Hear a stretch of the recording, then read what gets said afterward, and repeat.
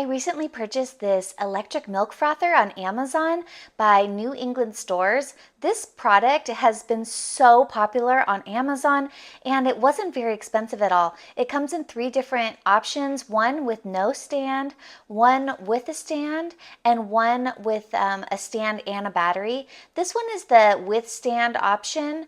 So let's open this and see what this looks like, and then I want to see if it works on non-dairy soy milk. I think the difference between the with stand and without stand is this one has 2 little frothers on the bottom, and it looked like the one without the stand had just 1 little frother.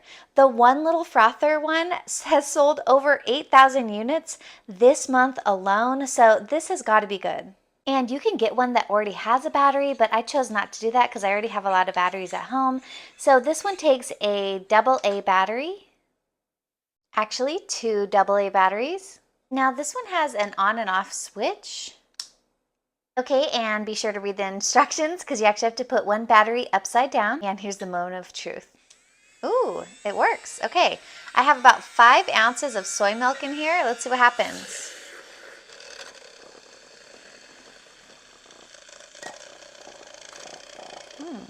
Wow.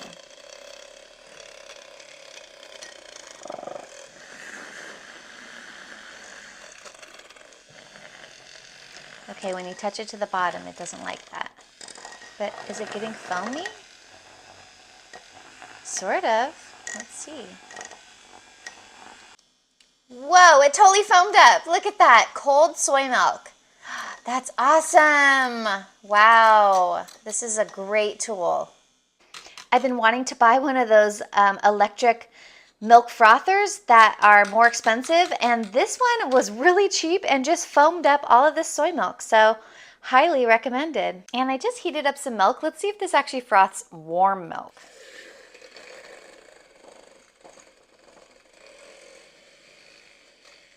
I'm surprised at how quickly it froths milk.